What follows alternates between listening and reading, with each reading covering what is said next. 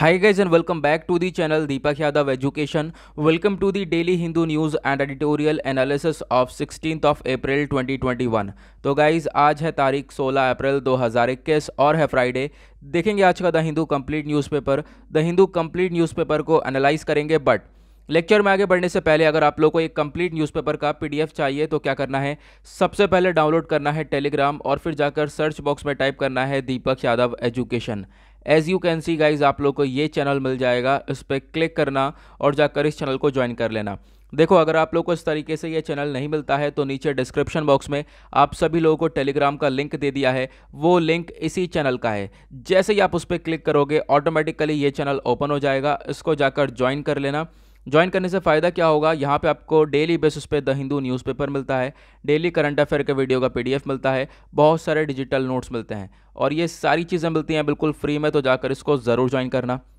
Now यहाँ पे आप लोग देख पा रहे होंगे आज का जो डेली करंट अफेयर का वीडियो है उसको मैंने अपलोड नहीं किया है, कुछ इश्यूज़ की वजह से वो अपलोड नहीं हो पाया था, तो हम लोग उसको कल अपलोड करेंगे और जितने भी हमारे बैकएंड वाले करंट अफेयर रह गए हैं उनको भी हम लोग उस वीडियो के अंदर कवर कर लेंगे। सो डोंट वरी, ठीक है, उसके बारे में चिंता बिल्कुल मत करना, उसके जो भी हमारे करंट अफेयर मिस हुए हैं वो उस वीडियो के अंदर कवर कर लिए जाएंगे।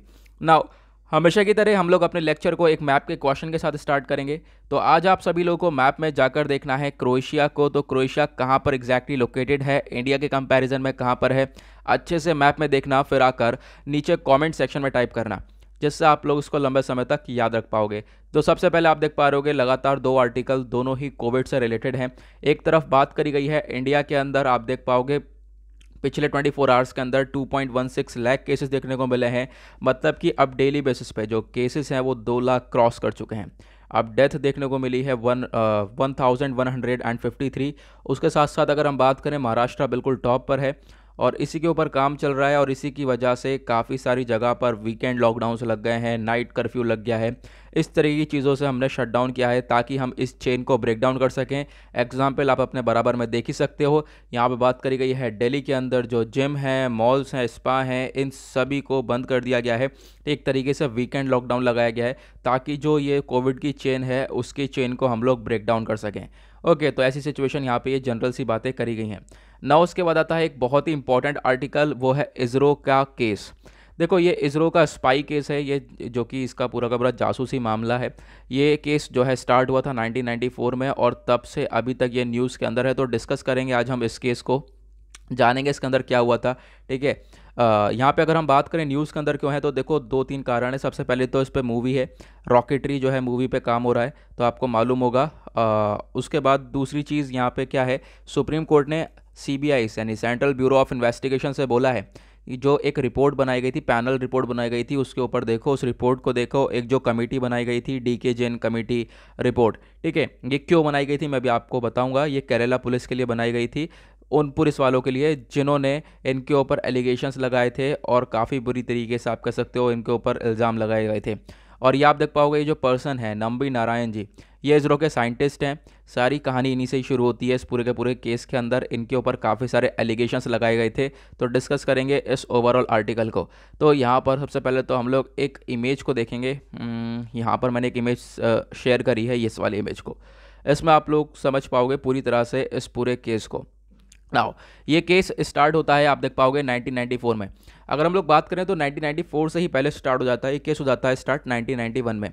केस तो मतलब एग्जैक्टली जो मामला है वो यहाँ से स्टार्ट होता है, लेकिन ये कहानी 1991 से स्टार्ट होती है जब इसरो था। इसरो को हेड कर रहे थे नंबी नारायण जी, जिनका आप लोग पिक्चर देख पा रहे होंगे, और हेड तो कर रहे थे। अब यहाँ पर देखो, हम लोगों ने पीएसएलवी जीएसएलवी हमने बना तो लिए थे, व्हीकल बना लिए थे स्पेस में जाने के लिए, लेकिन अब उसके लिए हमें एक टेक्नोलॉजी चाहिए थी जिसका नाम था क्रायोजेनिक टेक्नोलॉजी, यानी कि फ्यूल की। एक तरीके से हम लोग वो क्रायोजेनिक टेक्नोलॉजी को क्या बोलते हैं, मैं आपको सिंपल वर्ड में समझाता हूँ कि जो फ्यूल है उसको हम लोग ठंडा तो कर लें लेकिन वो पूरा सॉलिड ना बन जाए। देखो होता क्या है ना, मान लो कोई चीज़ है, मान लो कोई यहाँ पर ये इतना बड़ा स्पेस है, इसके अंदर आपने लिक्विड डाला है तो वो लिक्विड पूरा भरा रहेगा। अगर हम लोग उसको सॉलिड में कन्वर्ट कर दें तो वो इतनी जगह घेरेगा, ठीक है, इतनी जगह खाली हो जाएगी। तो स्पेस के अंदर भी हम लोग ये कर सकते थे कि जो जगह है उसको कम कर सकते थे, कंप्रेस कर सकते थे, क्योंकि आप लोगों को मालूम है जैसा फ्लाइट में होता है कि जो वज़न होता है वो काफ़ी एक एक केजी का वज़न गिना जाता है। तो उसी तरीके से यहाँ पर भी स्पेस में जाने के लिए भी इस तरीके से जो व्हीकल्स होते हैं उन पे अगर वज़न बढ़ेगा तो लोड भी बढ़ेगा, लोड बढ़ेगा, पावर जनरेशन ज़्यादा चाहिए और फिर ऐसे ही हम लोग को सारी चीज़ें एक्स्ट्रा चाहिए होती है। नाउ यहाँ पे कोशिश ये करी गई थी, क्रायोजेनिक टेक्नोलॉजी ये है कि बेसिकली क्या होता है, मान लो कोई लिक्विड है, कोई फ्यूल है, ठीक है, एक तरफ से मान लो ये फ्यूल है और दूसरा हमें इसको सॉलिड में बदलना है, ठीक है, सॉलिड में बदलना है। लेकिन ये ध्यान रखना, अगर ये पूरा सॉलिड में बदल गया तो ये ऑक्सीजन नहीं कैप्चर कर पाएगा और इसमें आग नहीं लग पाएगी। तो इसको सॉलिड में तो बदलना है लेकिन पूरा सॉलिड में ना बदले, जो बीच का यानी लिक्विड में रहे, थोड़ा बहुत लिक्विड फॉर्म में हमें मेंटेन करके रखना है इसको। जो ये बीच का किस्सा है इसको बोलते हैं क्रायोजेनिक टेक्नोलॉजी। सुनने में आसान लग रहा है लेकिन ऐसा है नहीं। अब ये जो टेक्नोलॉजी है ये हमारे पास थी नहीं, ये रशिया के पास थी, यूएसए के पास थी, ठीक है, फ्रांस के पास थी। अब क्या हुआ, हम लोगों ने रशिया से डील करी। उस समय हमारे प्राइम मिनिस्टर हुआ करते थे पीवी नरसिम्हा राव जी, ठीक है। इन्होंने रशिया से डील करा, बोला कि चलो हमें ये टेक्नोलॉजी दे दो, हमें उसके बदले में जो भी अमाउंट है वो दे देंगे। और यही टेक्नोलॉजी रशिया जो है हम लोगों को 235 करोड़ में दे रहा था, आपको ध्यान देना है, 235 करोड़ में दे रहा था, और ठीक है। और जो यूएसए है वो 900 प्लस करोड़ उसमें दे रहा था, 900 करोड़ से भी ज़्यादा रुपए मांग रहा था यूएस। और उसी तरह जो फ्रांस है, फ्रांस भी 600 करोड़ से ज़्यादा मांग रहा था। लेकिन ऑब्वियस सी बात है, कम कौन ले रहा था, रशिया ले रहा था। तो हम रशिया से इस टेक्नोलॉजी को परचेस करते 235 करोड़ में, ठीक है। लेकिन हुआ क्या, अब यहाँ पे आपको ध्यान देना है कि देखो, अब ऑब्वियस सी बात है, हम लोग जो है रशिया से हमने डील कर ली थी, रशिया भी तैयार हो चुका था हम लोग को ये टेक्नोलॉजी देने के लिए। ध्यान से सुनना, मैं टेक्नोलॉजी वर्ड का इस्तेमाल कर रहा हूँ, ठीक है। और अगर हम दूसरी तरफ देखें तो यूएसए इससे नाराज़ हो गया। यूएसए में उस समय जो प्रेसिडेंट हुआ करते थे वो होते थे H.W. बुश, ठीक है। तो फिर यूएसए इससे नाराज़ हो गया कि हम लोग जो है रशिया से डील कर रहे हैं, यूएसए से क्यों नहीं परचेस कर रहे हैं, हम लोग यूएसए से परचेस करते तो ज़्यादा यूएसए को फ़ायदा होता, ठीक है। तो यहाँ पर इस तरीके से क्या हुआ कि यूएसए ने रशिया के ऊपर बोला, रशिया को बोला, जो रशिया के उस समय प्राइम मिनिस्टर हुआ करते थे, प्रेसिडेंट हुआ करते थे, तो उनसे बोला कि देखो आप लोगों को ये टेक्नोलॉजी इंडिया को नहीं देनी है, इंडिया को अगर दे दी तो हम लोग रशिया के ऊपर ढेर ढेर सारे सैंक्शंस लगा देंगे, ठीक है। इस तरीके की यहाँ पर ब्लैकमेलिंग करी गई। अब यहाँ पर क्या हुआ, तो रशिया ने तैयार हो गए, रशिया के जो लीडर थे उन्होंने बोला कि हाँ चलो ठीक है, आप ऐसा बोल रहे हो तो हम लोग नहीं देंगे टेक्नोलॉजी, लेकिन जो है टेक्नोलॉजी के अलावा जो भी चीज़ें होंगी वो हम लोग प्रोवाइड करवाएंगे, ठीक है। तो इस तरह की डील हो गई थी रशिया और उसके बीच में। तब हम लोगों ने देखा कि रशिया ने हमसे बोला कि अब हम लोग ये टेक्नोलॉजी नहीं दे सकते।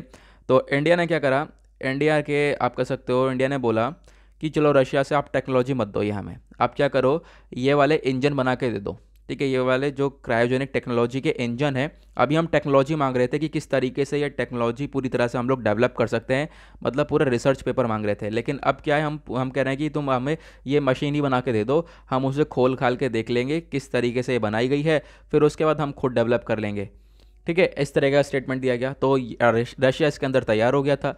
अब ये डील हमसे हो गई पूरी तरह से। अब ये डील करने के बाद क्या हुआ, आप कह सकते हो, जब यूएसए को बात पता चली है तो आप कह सकते हो एक तरीके से यूएसए इस चीज़ से भी चिढ़ गया, ठीक है। अब यहाँ पे यूएसए नहीं चाहता था कि ये टेक्नोलॉजी भी हमारे पास है, ठीक है, हम लोग वरना खोल के इसको बना ही लेते।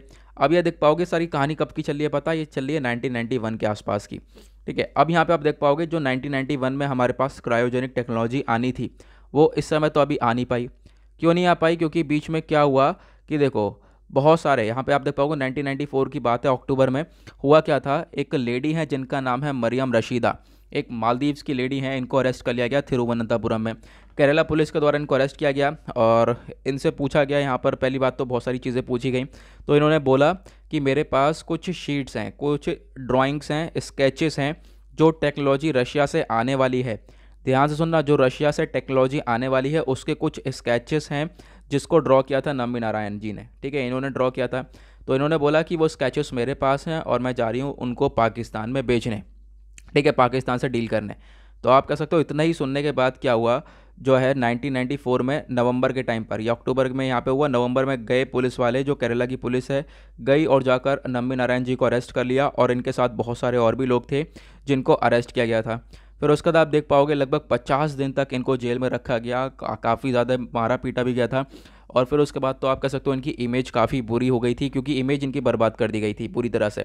आप कह सकते हो लोग देशद्रोही बोलने लगे थे कि पाकिस्तान से डील कर रहे हैं ये, ठीक है, क्योंकि ऑब्वियसली बात है वो जो ड्राइंग स्केचेस है ना वो इन्होंने बनाई थी, ठीक है। तो इन इसके द्वारा लेडी के द्वारा ऐसा स्टेटमेंट दिया गया था, बस स्टेटमेंट ही दिया गया था, ज़्यादा पुलिस वालों ने यहाँ पर सर्च वगैरह कुछ किया नहीं और जो है इनको जाकर अरेस्ट कर लिया। फिर उसके बाद क्या है, जनवरी 1995 में इनको बेल मिली, ठीक है, बेल पर रिहा किया गया। फिर उसके बाद 1996 में अप्रैल में क्या हुआ, सीबीआई की सबमिट हुई, सीबीआई ने अपना एक रिपोर्ट को सबमिट किया, ठीक है, और कोर्ट ने फिर उसके बाद 1996 में उस रिपोर्ट को एक्सेप्ट भी किया और उस रिपोर्ट के अंदर साफ साफ सीबीआई ने पूरी जांच करके बता दिया था ऐसा नंबी नारायण जी ने कुछ भी नहीं किया है, कोई भी इनका रिलेशन नहीं है पाकिस्तान से रिलेटेड, ठीक है। इन्होंने इतना सर्व किया है हमारे लिए, इसरो में इतना काम किया है, टॉप के साइंटिस्ट बोले जाते थे, इन्होंने काफ़ी सारी चीज़ें डेवलप करी हैं, भारत को इतना कुछ दिया है, लेकिन यहाँ पर इनका कोई रिलेशन उस चीज़ से नहीं है, पूरा रिपोर्ट ने बता दिया था, कोर्ट ने इस चीज़ को एक्सेप्ट कर लिया।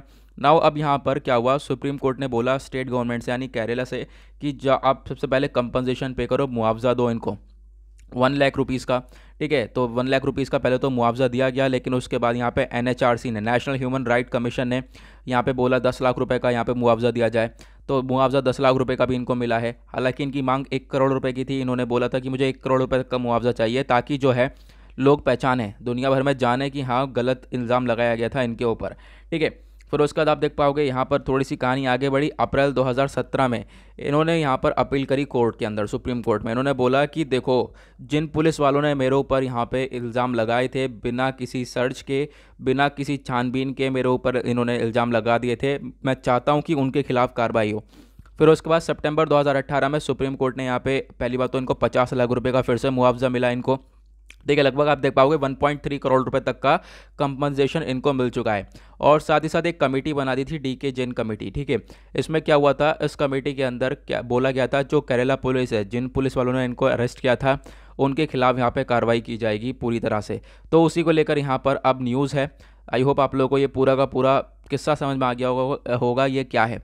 तो अब यहाँ पे आप देख पाओगे ये जो DK जैन कमेटी है, इसके ऊपर यहाँ पे काम करा जा रहा है। यहाँ पे ये बोला जा रहा है जो CBI है वो पूरी तरह से अब इस रिपोर्ट को, जो DK जैन कमेटी की रिपोर्ट है उसके ऊपर देखेगा, जो भी केरला के पुलिस ऑफिसर्स हैं जिन्होंने भी ये काम किया था, उनके रिगार्डिंग यहाँ पे ये सारी चीज़ें बताई जा रही हैं। ओके, आई होप आप लोगों को यहाँ पर ये क्लियर हो गया ना। ये जो कमेटी है अब ये पुलिस ऑफिसर्स को लेकर काम करेगी, अब यहाँ पर जो है इनके ऊपर कार्रवाई की जाएगी, जो भी सज़ा होगी इनको भी यहाँ पर सुनाई जाएगी। अब यहाँ पे आप देख पाओगे, अब हम बात करें क्रायोजेनिक टेक्नोलॉजी की, तो देखो 1991 में हम इसको डेवलप कर रहे थे, हमारी कंट्री उसको डेवलप नहीं कर पाई क्योंकि ये सारी सिचुएशन हो गई। रशिया ने बोला अब टेक्नोलॉजी भी हम नहीं देंगे, उसको हम लोग बनाते बनाते हम लोगों को हो गया था 2014 लग गया था, लगभग 2014 में हम लोगों के पास क्रायोजेनिक टेक्नोलॉजी आ पाई है।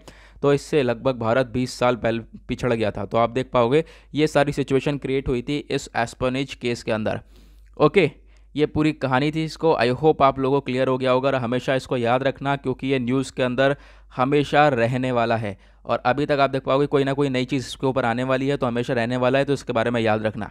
नाउ उसके बाद आता है नेक्स्ट आर्टिकल की तरफ। यहाँ पे बात करी गई है सेंटर टू पुश जजेस अपॉइंटमेंट। यहाँ पे यूनियन गवर्नमेंट ने बोला है थर्सडे में कि एक तरीके से डिसाइड किया है कि 3 महीने के अंदर जो सुप्रीम कोर्ट का कॉलेजियम है उसको रिकमेंड करना चाहिए, यानी अपॉइंट करने चाहिए जजेस को। अब यहाँ पे कॉलेजियम मैं आपको पहले भी बता चुका हूँ, कॉलेजियम है क्या बेसिकली, देखो एक इस तरीके का यहाँ पे हम लोग बना के चलते हैं, एक सिस्टम है जिससे कि जो जजेस हैं उनको अपॉइंट किया जाता है। तो यहाँ पे ये बोला जा रहा है हाई कोर्ट के जो जजेस की वैकेंसी है वो पेंडिंग पड़ी हुई है, आपको उनको अपॉइंट करना है, ऐसा यहाँ पे स्टेटमेंट दिया गया है। ओके, नाउ कॉलेजियम सिस्टम में अगर हम लोग बात करें आज के टाइम पर, ये 5 मेंबर की बॉडी आपको मालूम होना चाहिए, जिसके अंदर एक CGI है, 4 और ऑफिशियल्स हैं। एक CGI कौन से हैं, चीफ जस्टिस ऑफ इंडिया है, ठीक है। फिर उनके थ्रू यहाँ पर जो है जजेस को अपॉइंट किया जाता है, ट्रांसफ़र किया जाता है, उसको हम लोग बोलते हैं कॉलेजियम सिस्टम। ओके, जो ये सुप्रीम कोर्ट का कॉलेजियम है इसको हेड करते हैं CGI, chief justice of India, और 4 अदर सीनियर मोस्ट जजेस होते हैं, ठीक है। और यहाँ पे ये लोग क्या करते हैं, जो हाई कोर्ट के जजेस होते हैं या फिर इनका ट्रांसफ़र करना होता है, इनका अपॉइंटमेंट करना होता है, तो ये लोग करते हैं। तो एग्जैक्टली ये बोला गया है कि चलो अब जाकर आपको अपॉइंटमेंट करना है हाई कोर्ट के जजेस का, क्योंकि काफ़ी टाइम से वैकेंसीज पेंडिंग पड़ी हुई हैं। ओके, नाउ बढ़ते हैं नेक्स्ट आर्टिकल की तरफ। नाउ पेज नंबर 8 पर नेक्स्ट आर्टिकल बात करता है इंडिया और ऑस्ट्रेलिया को लेकर। यहाँ पे जो आप कह सकते हो ऑस्ट्रेलिया के प्राइम मिनिस्टर हैं स्कॉट मॉरिसन, इनके द्वारा बोला गया जो इंडिया और ऑस्ट्रेलिया है इन दोनों को साथ में लेकर चलना चाहिए, साथ में इन दोनों को खड़े रहना चाहिए हमेशा की तरह। अगर हम बात करें आज के टाइम पर जो रिलेशंस हैं इनके, वो भी काफ़ी अच्छे तरीके से दिखाई दे रहे हैं। तो इंडिया और ऑस्ट्रेलिया को साथ में रहना चाहिए जैसा कि मैंने आपको बताया। और किस चीज़ को लेकर? डेमोक्रेटिक फ्रीडम्स को लेकर। देखो कंट्री हमारी डेमोक्रेसी है हमारी कंट्रीज़ के अंदर, तो एक डेमोक्रेटिक फ्रीडम हमारा ऐसे मेंटेन रहना चाहिए। ठीक है। उसके बाद यहाँ पे इनके द्वारा ये भी बताया गया, देखो मेंशन करा गया जो क्वाड लीडर्स के बारे में। आज के टाइम पर ये जो क्वाड ग्रुपिंग है ये भी काफ़ी अच्छी तरीके से वर्क कर रही है। क्वाड ग्रुपिंग के अंदर कौन कौन से मेंबर्स हैं? एक तरफ है इंडिया, एक तरफ है इंडिया, जापान, यूएसए और ऑस्ट्रेलिया, ये चारों मेंबर्स हैं क्वाड के। तो इनके द्वारा ये भी मेंशन किया गया आज के टाइम पर काफ़ी अच्छी तरीके से वर्क कर रही है। ये सारी बातें आ कहाँ से रही हैं? क्योंकि अभी हाल ही में हुआ है एक रेजिना डायलॉग, यहाँ पे आपको ध्यान देना है। तो यहाँ पर इनके द्वारा ये वर्चुअली हुआ था, यानी वीडियो कॉन्फ्रेंसिंग के द्वारा थ्रू हुआ था। तो इनके द्वारा उसी रेजिना डायलॉग के अंदर ये सारे मुद्दे उठाए गए हैं। ओके। और उसके बाद यहाँ पर ये भी बताया गया कि जो इंडिया और ऑस्ट्रेलिया है वो आज के टाइम पर एक काफ़ी गहरी दोस्ती को आज शेयर करते हैं, जिसको इंडिया मैत्री भी बोला गया है।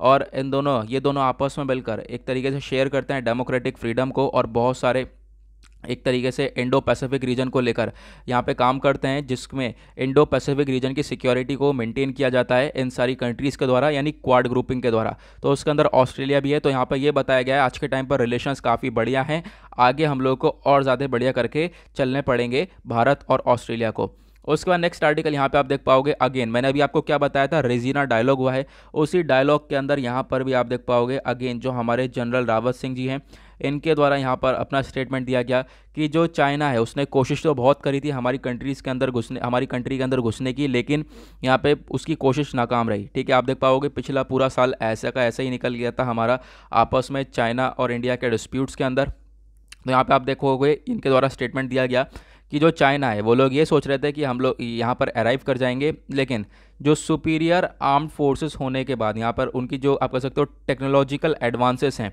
उनके पास, लेकिन टेक्नोलॉजिकल एडवांसेस होने के बाद भी जो है हम लोगों ने उनको एंटर करने नहीं दिया है। ऐसा यहाँ पे दिया गया स्टेटमेंट जनरल रावत सिंह के जी के द्वारा, कहाँ पर? रेजिना डायलॉग समिट में। ठीक है। जो कि आपको मालूम है, मैंने अभी आपको बताया वर्चुअली हुआ था। ठीक है। एग्जैक्टली यहाँ पे ये बताया जा रहा है जो पिछले साल की कहानी है वही बताई जा रही है कि बहुत सारी प्रॉब्लम्स तो क्रिएट हुई थी, लेकिन यहाँ पर हम लोगों ने अच्छी तरीके से टैकल कर ली, हमने चाइना को एंटर करने नहीं दिया है। और दूसरी तरफ यहाँ पे मुद्दे उठाए गए चाइना को लेकर। चाइना के अंदर आज के टाइम पर देखें तो बहुत सारी प्रॉब्लम्स क्रिएट करता है चाइना। सबसे पहली बात तो एक उइगर मुस्लिम कम्युनिटी है जिसको सबसे ज़्यादा आप कह सकते हो परेशान किया जाता है चाइना के अंदर। आप देख पाओगे यहाँ पर उस चीज़ के बारे में मेंशन किया गया। दूसरी चीज़ मेंशन करी गई, ताइवान को काफ़ी ज़्यादा परेशान करता है। यहाँ पे ताइवान से रिलेशंस काफ़ी ज़्यादा बेकार हैं चाइना के। ताइवान को अपना पार्ट मानता है, हालांकि कहता है कि ये हमारी कंट्री है। ठीक है। हमारी कंट्री का पार्ट है। इस तरीके के यहाँ पे सिचुएशन देखने को मिलती हैं। ठीक है। तो यहाँ पे चाइना को क्रिटिसाइज़ किया गया एक तरीके से कि ये सारी चीज़ें सुधारनी पड़ेंगी। जो है इंडिया के अंदर भी इन्होंने ऐसी कोशिश करी है, लेकिन यहाँ पर हमने सफल होने नहीं दिया है। और उसके बाद नेक्स्ट आर्टिकल आप देख पाओगे, UNFPA की एक पॉपुलेशन रिपोर्ट लॉन्च करी गई है। इसके अंदर बताया गया my body is my own. अब यहाँ पे हुआ क्या एग्जैक्टली देखो, ये जो UNFPA है इसकी फुल फॉर्म है यूनाइटेड नेशन पॉपुलेशन फंड्स। अब यहाँ पर ये जो है इन्होंने क्या करा, एक रिपोर्ट लॉन्च करी है। इसमें बताया गया half the women from the 57 developing countries, 57 developing countries को लिया गया है। उसके अंदर उन कंट्रीज़ में जो हाफ वीमेंस हैं अगर हम बात करें, उनके पास अपने खुद के हक नहीं है, अपने पास डिसीजन ले सके। ठीक है। आप कह सकते हो यहाँ पर डिसीजन उनको हेल्थ केयर से रिलेटेड, कॉन्ट्रासेप्शन से रिलेटेड, सेक्स से रिलेटेड, इनके पास खुद के डिसीजंस नहीं है, खुद के राइट्स नहीं है, ऐसा यहाँ पे इस रिपोर्ट के अंदर बताया गया है। नाउ ये जो रिपोर्ट है ये आप देख पाओगे वर्ल्ड पॉपुलेशन रिपोर्ट 2021 ने टाइटल किया है, और इसका टाइटल ये है my body as my own. तो यहाँ पे वुमेन के पास अपनी बॉडी को लेकर खुद के अधिकार नहीं है एक तरीके से इन डेवलपिंग कंट्रीज़ के अंदर। ठीक है। यानी कि दूसरी तरह से उनको कंट्रोल करा जा रहा है। जो ये रिपोर्ट है ये बताती है इन कंट्रीज़ के अंदर जो भी डेटा अवेलेबल है, ठीक है, जो भी डेटा अवेलेबल हुआ है उसके अकॉर्डिंग ये पता लगता है जो 55% वेमेन है, अगर हम बात करें वो सिर्फ 55% वेमेन के पास एम्पावरमेंट है। थोड़ी सी पावर है ताकि वो अपनी चॉइसेस रख सकें, अपनी यहाँ पे आप कह सकते हो अपना ऑप्शन रख सकें अपनी हेल्थ केयर को लेकर, कॉन्ट्रासेप्शन को लेकर, या फिर जो है एबिलिटी, अपनी एबिलिटी को लेकर कि सेक्स को यस बोलें या नो बोलें। तो सिर्फ और सिर्फ यहाँ पर 55% वेमेन है जिनके पास ये पावर देखने को मिलेगी। अदरवाइज़ जो बाकी सारी वेमेंस हैं उन सब के पास यहाँ पे पावर्स हैं नहीं, और उनके साथ आप कह सकते हो इनइक्वालिटी देखने को मिलती है, और उनके जो राइट्स हैं उनका हनन होता हुआ नजर आता है इन 57 डेवलपिंग कंट्रीज़ के अंदर। उसके बाद यहाँ पे बताया गया है वेमेन आप देख पाओगे पूरे वर्ल्ड के अंदर आज के टाइम पे अगर हम बात करें काफ़ी हद तक उनके पास फंडामेंटल राइट्स हैं नहीं अपनी बॉडी को लेकर, ठीक है। और उसी तरीके से अगर हम बात करें कोविड-19 पैंडेमिक आया, पैंडेमिक ने क्या करा कि इनकी ये जो सिचुएशन है उसको और बदतर कर दिया, ये सिचुएशन को और बढ़ा दिया, ठीक है। डोमेस्टिक वायलेंस काफ़ी हद तक बढ़ते हुए नज़र भी आए हैं। उसके बाद यहाँ पे जो UNFPA है इसका मेन गोल ये है कि देखो वेमेन को हमें प्रोटेक्ट करना है, और ये जो जेंडर बेस्ड वायलेंस है इनको हमें ख़त्म करना है लगभग 2030 तक पूरी तरह से, ठीक है, कि ताकि ये जो जेंडर इनक्वालिटी है हम लोग को ना देखने को मिले। ओके, नाउ बढ़ते हैं नेक्स्ट आर्टिकल की तरफ। नाउ पेज नंबर 10 पे आप यहाँ पर देख पाओगे ज़्यादा कुछ है नहीं, बताया गया है बिहार आज के टाइम पर काफ़ी ज़्यादा स्ट्रगल कर रहा है इन केसेस के साथ। तो ठीक है, हॉस्पिटल्स वगैरह के अंदर अगर हम बात करें ऑक्सीजन सिलेंडर्स की शॉर्टेज पड़ गई है, काफ़ी प्रॉब्लम्स क्रिएट हो रही है। और उसके बाद यहाँ पे एक आर्टिकल देख पाओगे बोला गया है जो माइग्रेंट वर्कर्स हैं वो काफ़ी ज़्यादा आप कह सकते हो हिट हो सकते हैं दोबारा, क्योंकि आज के टाइम पे अगर हम बात करें तो स्टेट गवर्नमेंट्स हो गया ये सब कोशिश ये है कि कहीं भी लॉकडाउन लग सकता है, ठीक है। इन सब चीज़ों को लेकर कर्फ्यू तो वैसे भी लग चुका है, नाइट लॉकडाउन्स लग चुके हैं, वीकेंड लॉकडाउन लग चुके हैं, तो ऐसा हो सकता है कि लॉकडाउन लग सकता है। तो उसके बाद यहाँ पे क्या होगा, अगेन से जो मेन टारगेट बनने वाले माइग्रेंट वर्कर्स बनने वाले हैं, बेचारों को अभी तो जॉब मिली थी, अभी जॉब मिलना स्टार्ट हुई थी, फिर से अगेन यहाँ पे जॉब चली जाएगी, बहुत सारी प्रॉब्लम्स क्रिएट होंगी। ये लोग आप कह सकते हो जब ये पैंडमिक चला था लोग अपने जहाँ काम कर रहे थे वहाँ से छोड़ छोड़ के अपने घर वापस लौट रहे थे, लोग कभी ना खाना खाए सो रहे थे, इस तरह की प्रॉब्लम्स यहाँ पे क्रिएट होती हुई नज़र आ रही थी। तो हम लोग को प्रॉब्लम्स वो वैसे ही देख सकते हैं हम लोग भी दोबारा से, ठीक है, अगर यहाँ पर सिचुएशन कंट्रोल में नहीं हुई तो। और उसके बाद नेक्स्ट यहाँ पे आप देख पाओगे पेज नंबर 11 और 12 दोनों ही एडवर्टीजमेंट भरे हुए पेज हैं, हमारे किसी काम के नहीं है। आते हैं पेज नंबर 13 के ऊपर, दैट इज़ वर्ल्ड सेक्शन, यानी दुनियादारी में क्या चल रहा है यहाँ पर देखेंगे हम लोग। सबसे पहला आर्टिकल यहाँ पे बात करता है किस चीज़ को लेकर, यूएस ने इम्पोज कर दिया, यूएस ने नए सैंक्शंस लगा दिए हैं रशिया के ऊपर, तो उसके ऊपर में बातचीत करी गई है, ठीक है। यहाँ पर बोला गया है लगभग आप देख पाओगे, यहाँ पे आप देख पा रहे होंगे जो रशिया ने ढेर सारे यूएस ने सैंक्शंस लगा दिए हैं, नए सैंक्शंस किसके ऊपर, रशिया के ऊपर। आप देख पाओगे जो डिप्लोमेट है उनको ऑर्गेनाइजेशन से हटा दिया गया है, और बहुत सारे रिस्ट्रिक्शंस लगा दिए गए हैं ट्रेड के ऊपर, और जो 32 इंडिविजुअल्स है उनको ब्लैक लिस्ट के अंदर डाल दिया गया है, ठीक है। तो क्योंकि जब इलेक्शन हो रहे थे तो उसके बीच में यहाँ पर कोई परेशानियाँ क्रिएट हो रही थी, उसकी वजह से उनको प्रेसिडेंशियल इलेक्शंस की वजह से यहाँ पर जो मेडलिंग कर रहे थे उसकी वजह से भी जो है यहाँ पर 32 लोगों को आप कह सकते हो कि उनको आपके यहाँ पर क्या कर दिया गया है, ब्लैक लिस्ट कर दिया गया है। ओके, दखल दे रहे थे जब यहाँ पे प्रेसिडेंशियल इलेक्शन चल रहे थे, और यहाँ पे साइबर अटैक की वजह से, तो इन सब चीज़ों से रिलेटेड यहाँ पर सैंक्शंस लगा दिए गए हैं रशिया के ऊपर, ठीक है। किसने लगाए हैं, यूएसए ने। तो यहाँ पे आपको वो चीज़ देखने को मिलेगी। और अभी हाल ही में यूएस के प्रेसिडेंट जो हैं जो बाइडन, वो डिसाइड ये भी कर रहे थे कि रशिया के जो आज के टाइम पर प्रेसिडेंट हैं व्लादिमीर पुतिन, उनसे बातचीत करेंगे अपनी पहली समिट में, लेकिन यहाँ पे आज के टाइम पे अगर हम देखें तो उनके ऊपर सैंक्शंस लगा दिए गए हैं। ओके, रिलेशंस थोड़े से और ख़राब हो चुके हैं। उसके बाद नेक्स्ट आर्टिकल आप यहाँ पे देख पाओगे, यूएस के सेक्रेटरी ऑफ स्टेट हैं एंटोनी ब्लिंकन, ये पहुंच गए हैं कहाँ पर, अफ़गानिस्तान, ठीक है, बिना किसी इन्फॉर्मेशन के। तो यहाँ पर इन्होंने एक अनाउंस्ड विज़िट करी है काबुल के अंदर, और यहाँ पे आप कह सकते हो डिसाइड किया है किस तरीके से हमें यूएस के जो जवान है कहाँ पर, अफ़गानिस्तान के अंदर, जो कि काफ़ी टाइम हो चुका है यहीं पर हैं, उनको वापस से कैसे निकाला जाए, क्योंकि आज का टारगेट है हमारा आजकल के टाइम का कि यूएस की जो आर्मी वहाँ पर है उनको वापस से अफ़गानिस्तान से बाहर निकाला जाए, जो कि बहुत पहले साल 2001 के टाइम पर अफ़गानिस्तान के अंदर एंटर करी थी तालिबान से लड़ने के लिए, ठीक है, तालिबान को, अलकायदा को उखाड़ के फेंकने के लिए। नाउ यहाँ पे आप देख पा रहे होंगे, ये भी बोला जा रहा है कि हम लोग सारे सोल्जर्स को इकट्ठा नहीं निकाल सकते, क्योंकि ऑब्वियस सी बात है सारे सोल्जर्स एकदम से निकल जाएंगे तो तालिबान की पावर अचानक से बढ़ जाएगी, और जो है तालिबान वापस से अपनी पावर्स को गेन करने लगेगा और प्रॉब्लम्स क्रिएट करेगा। तो लगभग 2500 सोल्जर्स यहाँ पे एक तरीके से बोला गया है कि वो कंट्री के अंदर रहने वाले हैं, ठीक है। बाकी जो सोल्जर्स हैं उनको वहाँ से निकाला जाएगा, विड्रॉ किया जाएगा। और उसके बाद नेक्स्ट आर्टिकल यहाँ पे आप देख पा रहे होंगे, यूएस के क्लाइमेट एनवॉय कौन है, जॉन कैरी, ये अपनी पहली चाइना की विज़िट पर गए, तो यहाँ पर उसके बारे में बताया गया है। और चाइना की विज़िट पर इन्होंने बातचीत ये करी है कि इस चीज़ को लेकर जो ग्लोबल क्लाइमेट चेंज है उसको लेकर। आज के टाइम पर अगर हम बात करें क्लाइमेट चेंज के अंदर टॉप 3 कंट्रीज़ कौन कौन सी हैं, अमेरिका टॉप पर है, चाइना हो गया, फिर उसके बाद इंडिया आ गया। तो इनकी क्लाइमेट चेंज को लेकर, पॉल्यूशन को लेकर, ग्रीन हाउस गैस एमिशन को लेकर बातचीत करने के लिए जो ये क्लाइमेट एनवॉय हैं वो गए चाइना की विज़िट पर। आप देख पाओगे, in the first significant visit by an official Biden administration to China, special president envoy for climate John Kerry ये अराइव करे Shanghai for talks with the senior Chinese officials. ठीक है, चाइनीज़ से बात करने गए थे, तो उस चीज़ के बारे में यहाँ पे बताया गया है। उसके बाद नेक्स्ट आज का यहाँ पे आर्टिकल बात करता है श्रीलंका के, आप कह सकते हो जो भी अपोजिशंस वाले हैं वो चैलेंज कर रहे हैं एक बिल को। ठीक है, देखो हुआ क्या था यहाँ पे, मैं आपको एक चीज़ बताता हूँ। तो यहाँ पे आप लोग देख पाओगे, पिछले सप्ताह की बात है, पार्लियामेंट में एक तरीके से बिल पास करने की बात करी गई थी, एक लॉ प्रपोज करने की बात करी गई थी। किस चीज़ को लेकर? $1.4 बिलियन की एक पोर्ट सिटी बनाई जाएगी, जो कि कौन डेवलप करेगा? चाइना डेवलप करेगा। तो इस चीज़ को लेकर जो अपोजिशन है वो यहाँ पे मुद्दा उठा रहे हैं, लेकिन यहाँ पे आप देख पाओगे इसका टाइटल दिया गया है Colombo port city economic commission का। तो यहाँ पे आप लोग देख पा रहे होंगे, ये भी बताया गया Sri Lanka opposition challenges bill on Chinese backed port city.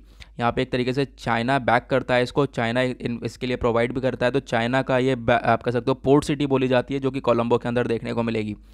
तो यहाँ पे बहुत सारे डजन्स ऑफ पिटिशंस डाले गए श्रीलंका की सुप्रीम कोर्ट के अंदर, ताकि अपोज करा जाए इस बिल को।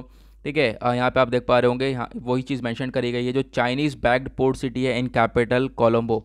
ठीक है, यहाँ पर इस चीज़ को लेकर जो अभी हाल ही में एक बिल पास किया गया था, उसको लेकर यहाँ पर ये सारे मुद्दे उठाए जा रहे हैं, क्योंकि इससे डायरेक्टली श्रीलंका की सॉवरेनिटी को अफेक्ट हो सकता है, श्रीलंका के ऊपर इफेक्ट पड़ सकता है। तो उसके बारे में यहाँ पर बताया गया है। ओके, और फिर उसके बाद बढ़ते हैं आज के लास्ट आर्टिकल की तरफ। यहाँ पे आप देख पाओगे, ये आज का लास्ट आर्टिकल ये बोलता है, इकॉनमी से रिलेटेड है।